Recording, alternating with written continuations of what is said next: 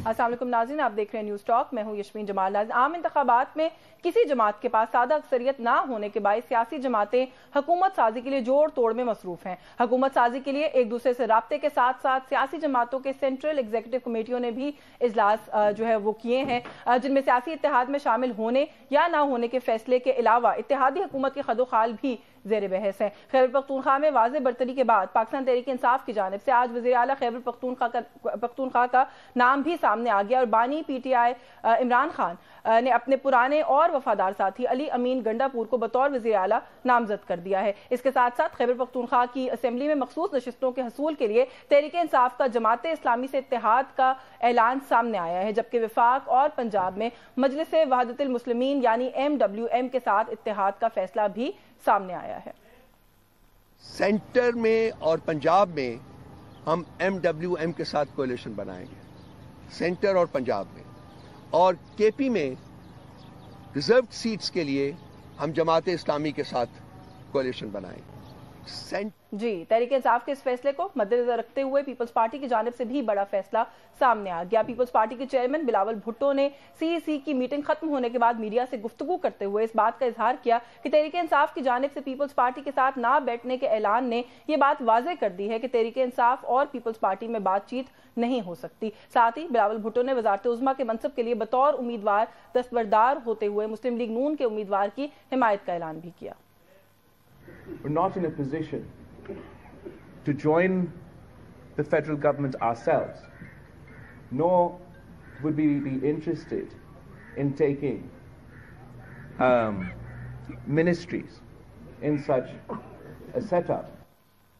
जी, वो दस्तबरदार हो गए। वो कहते हैं जी सेटअप के अंदर हमें मैंडेट नहीं मिला इतना कि हम इस तरह की कोई भी चीज़ जो है उसको क्लेम कर सकें। तो आज के दिन के आखिर में जहां पे हम जोड़ तोड़ की बात करते हैं, कौन फाते रहा और कौन लूजिंग एंड पर रहा, थोड़ा सा ये डिटर्मिन करने की कोशिश करेंगे, क्योंकि एक राय इस वक्त एग्जिस्ट करती है कि पाकिस्तान तहरीक इंसाफ ने भी अपने कार्ड्स बहुत अच्छे खेले हैं और पाकिस्तान पीपल्स पार्टी ने तो मास्टर स्ट्रोक खेला है। लूजिंग एंड के ऊपर शायद अब पाकिस्तान मुस्लिम लीग नवाज इस वक्त दिखाई देती है। हमारे साथ अल्लामा राजा नासिर अब्बास साहब जो हैं मौजूद है, सरबराह NWM के। पाकिस्तान तहरीक इंसाफ ने पंजाब में और सेंटर में ये कहा है कि हम इनके साथ मिलकर हुकूमत साजी का जो भी मामलात हैं वो इस जमात के साथ मिलकर देखेंगे। बहुत शुक्रिया राजा साहब आपका सर, आपके वक्त के लिए। सर, पाकिस्तान तहरीक इंसाफ के साथ इत्तेहाद एक ऐसे वक्त में, इस वक्त जब पाकिस्तान तहरीक इंसाफ का भी ये मौकफ है, हमने माजी में कुछ इस तरह के केसेस देखे भी हैं कि पाकिस्तान तहरीक इंसाफ को सपोर्ट करने वाले लोगों को बहुत ज्यादा दबाव का सामना करना पड़ा, टू एन एक्सटेंट के वो दबाव फेस नहीं कर सके बकौल उन लोगों के भी और पाकिस्तान तहरीक इंसाफ के भी। इस टाइम पर सर आप इत्तेहाद कर रहे हैं PTI के साथ? देखिए, बिस्मिल्लाह रहमान रहीम, पाकिस्तान इस वक्त मुश्किल सूरत हाल का शिकार है। जब से रजीम को चेंज किया गया है कि ऐसी हुकूमत जो स्टेबल हुकूमत थी, पाकिस्तान इकोनॉमिकली आगे बढ़ रहा था और कोरोना का मरहला भी गुजार चुका था, एक हुकूमत को गिरा कर पाकिस्तान में माशी, सियासी, समाजी मुख्तलिफ बहरान खड़े कर दिए गए। तो वतन को बहरानों से निकालना हमारी जिम्मेदारी है और हम ये समझते हैं कि इस वक्त हमारा इमरान खान साहब और हमारा नैरेटिव एक ही है जिस पर पाकिस्तान के 80-90% लोग खड़े हैं। यही लोग जो है पाकिस्तान को मौजूदा बहरानों से निकाल सकते हैं। तो अपने वतन को बहरानों से निकालने के लिए और पाकिस्तान को सॉवरेन कंट्री, मुस्तकिल मुल्क, बावकार मुल्क बनाने के लिए जितनी भी कुर्बानी देनी पड़ेगी देंगे। भाई, अपने वतन पर हम अपनी जान दे सकते हैं। सर, तो दबाव क्या है? कहिएगा कि NWM ने कोई रिजर्व सीट्स के लिए लिस्ट आप लोगों ने जमा कराई है सर अपनी? देखिए, हम जब हम इलेक्शन इकट्ठे लड़ रहे थे ना, तो हमने सब कुछ PTI के हवाले किया था। हम तो देखें, मेरी बात सुने, ये चीजें मेरी लोगों को समझ नहीं आएंगी। जो मटेरियलिस्टिक सोच रखते हैं ना, उनको मेरी बातें समझ नहीं आएंगी कि ये कोई पहले कोई सौदेबाजी। जब खान साहब ने बुलाया था मुझे वहां पर खान जमान पार्क उनसे मिलने गया था, जो इलेक्शन होने थे पंजाब के खैबर पख्तूनख्वा के, मुझे उन्होंने कहा कि आपको कितनी सीटें चाहिए, क्या करना है। मैंने कहा खान साहब, मैं आपके पास माले गनीमत तकसीम नहीं कर रही, मुझे शर्म आती है मैं बातें करूं। हम प्रिंसिपल बेस्ड आपके साथ हैं, इन उसूलों पर बाकी रहें, यही हमारी जीत है। कि हमें गुलामी कबूल नहीं है। पाकिस्तान की आजाद खारजा पॉलिसी होगी, पाकिस्तान की दाखिली खुद मुख्तारी होगी, पाकिस्तान अपने फैसले खुद करेगा। पाकिस्तान की जमीन जो गुज़श्ता जंगों के दौरान दी गई है मुल्कों को और वहां से फिर जंग के हम उनके साथी बने, इस तरफ हम नहीं जाएंगे।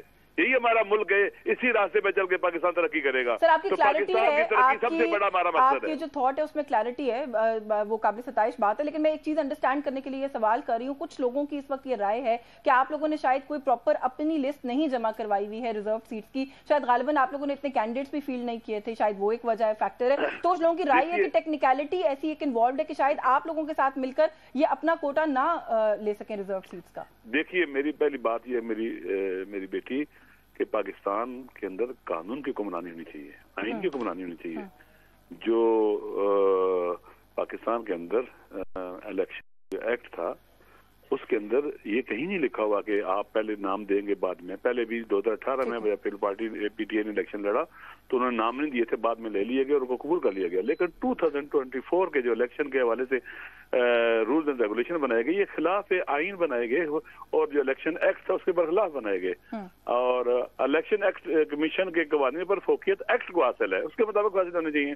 उस वक्त आप देखें जब कभी बला आ रहा है, नहीं आ रहा है, फिर आजाद हो गए हैं, सारे प्रॉब्लम खड़े हुए हैं ना, जिनकी बुनियाद पर कहीं इलेक्शन जो कहते हैं कि आपको जो स्पेशल सीट्स के ऊपर नाम जमा नहीं हो सके, लिस्टें तैयार थी। तो ये मेरे ख्याल में जो कुछ हुआ है पार्टीज के जमहूरी जो रवैये होते हैं ना इलेक्शन के, उनके खिलाफ हुआ है। ठीक है, दीवार से लगाने की कोशिश की गई है। ठीक है, तो आप ये कह रहे हैं कि लिस्ट जो है वो बाद में भी दी जा सकती है। आपका बहुत शुक्रिया अलामा राजा नासिर अब्बास साहब, हमसे बात करने के लिए। एक ब्रेक का वक्त हो रहा है, व्यूअर्स ब्रेक से वापस आएंगे तो कुछ जो हुकूमत साजी से जुड़े मामला उन पर मजीद बात करेंगे। हमारे साथ रहिए। चलिए, before I go to Basra साहब, इस पे भी बात करते हैं मुझे, क्योंकि सिंस आपका ताल्लुक केपीके से है सर, अली अमीन गंडापुर साहब का नाम जो है नॉमिनेट किया है पीटीआई ने। Do you have something to say about it? जी इख्तियार साहब। जी सॉरी, अली अमीन गंडापुर साहब का नाम जो है वो दिया गया चीफ मिनिस्टर केपीके के लिए। आपका ताल्लुक केपीके से, इसलिए पूछ रही हूँ sir, how do you look at it? अच्छा Ali, now this is something very, मतलब बड़ा इंटरेस्टिंग कह लें या रिडिकुलस कह लें, मतलब ये एक लतीफा ही है, लतीफे से ज्यादा नहीं है।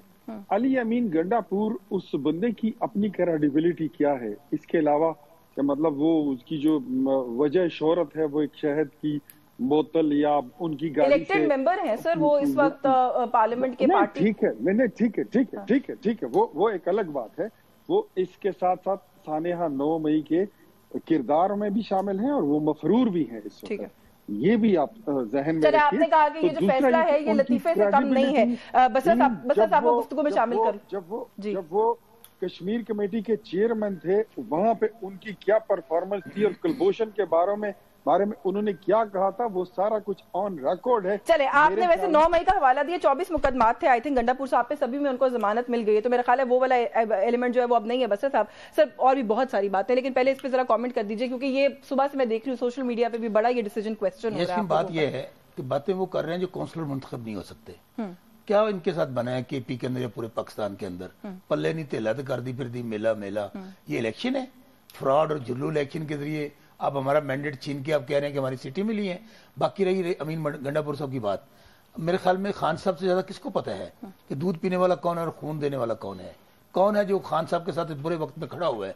बात ये नहीं है। और अमीन गंडापुर साहब लॉयल्टी को नवाजा है। मेरी बात समझिए जो मैं बात कहता हूँ, अमीन गंडापुर साहब की क्रेडिबिलिटी को चैलेंज करने से पहले अपने गिरेबान में झांके कि वो कौन है, वो पार्टी से कब से खड़ा है, क्या अपनी क्वालिफिकेशन देखनी है, आपने क्या उसकी स्टडी देखनी है, देखें कितना पढ़ा लिखा है। यानी कि अभी मैं बिलो दी बेल्ट बात नहीं करना चाहता, शायद दी बोतल हमसे मुंह ना खुलवाएं। अभी हमें अगर बात करने पे आ गए ना तो आप जुबान भी आपकी नहीं खुलेगी। मुझे बात करने दे, मैंने कोई इंटरप्ट नहीं किया। डोंट इंटरप्ट मी। आप मैंने बात की है, बाद में बात कर लीजिएगा आप। चले बात मुकम्मल कर ले, आई कम बैक टू यू साहब जी। मैं आपसे ये कह रहा हूँ कि आप ये जो इलेक्शन के नतीजे में ये जो आपने तमाशा लगाया है, आप क्या समझते हैं कि आप स्टेबिलिटी आएगी पाकिस्तान में? मैं आपने से एक कॉन्ट्रडिक्टरी बात की है अभी अपनी ही गुफ्तगू में। आपने कहा जी कि हमने पाकिस्तान सारे में देखे इनकी तो काउंसिलर इलेक्ट होने की पोजीशन नहीं है, लोगों ने फैसला दे दिया। साथ ही आप कहते हैं झुल्लू इलेक्शन है। मुझे अच्छा, इसके बावजूद बात जीतने के बाद आप कहते हैं, सीटें लेने के बाद भी आप कहते हैं। सुनिए, मैं बताता हूँ, मैं आपके सामने बैठा हूँ, मैं NA 163 भावलगर से हारूनाबाद फोड़ाबाद इलेक्शन लड़के आया हूँ।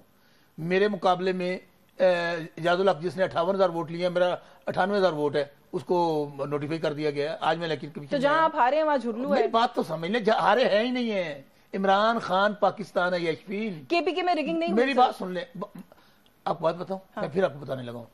केपी स्ट्रांग होल्ड इसलिए है कि वहां पे पार्टी का ओरिजिन था, वहां पे अल्लाह ना करे वो उनका कल्चर और है। आप केपी के कल्चर को समझने की कोशिश करें, हमारा कल्चर और है। इसके बावजूद मैं वो कैंडिडेट हूं, इन्होंने पार्टी तोड़ दी, केसेस, जो कुछ मैं 6 महीनों को छोड़ देता हूं। नॉमिनेशन पेपर से लेकर अब तक क्या नहीं पार्टी के साथ हुआ, इलेक्शन नहीं लड़ने देना, कैंपेन नहीं करने देनी, हमारे बंदों पे पर्चे। मैं अपनी सुप्रीम कोर्ट से मेरे कागज बहाल हुए, टोटल 8 दिन मेरे पास थे, एक दिन कैंपेन करने नहीं गया। निशान क्या था, किसी का मूली, किसी का गाजर, किसी का सामान का पूरा जहेज में दिया हुआ था। तो देखिए, मैंने कल रऊफ साहब थे, मैंने मुबारकबाद दी है इस बात पे, तो पीटीआई मुबारकबाद की बात है। मैं दोबारा कहने लगा हूं, इमरान खान इस वक्त पाकिस्तान है। आप इमरान खान की जीती हुई सीटें 170 का फिगर हमारे पास है, जो हमने सीटें जीती थी। आप इस तरह ना असेंबली चला सकते हैं, ना निजाम चला सकते हैं, जो मर्जी कर लें। जब तक आप इमरान खान से बात नहीं करेंगे, जब तक आप किससे बात करवाना चाहते हैं? आप इमरान खान की किससे बात करवाना चाहते हैं? यार आपने झूठे मुकदमे दिए हुए हैं। आपने अब देखे ना, 150 मुकदमा दर्ज है, वो नहीं बना, बात माँ बहन बेटी तक आ गई। जब आपका मुखालिफ माँ बहन बेटी तक पहुंच जाए ना, फिर आप सियासत नहीं कर रहे होते। फिर आप हमारे घरों में क्या हुआ है, रेड हो रहे हैं, माँ बहनों के पर्चे दर्ज हुए हैं। अभी भी मैं कहता हूं, इलेक्शन आपने किस लिए करवाया है? स्टेबिलिटी के लिए? क्या इससे सियासी रास्ता काम आ जाएगा?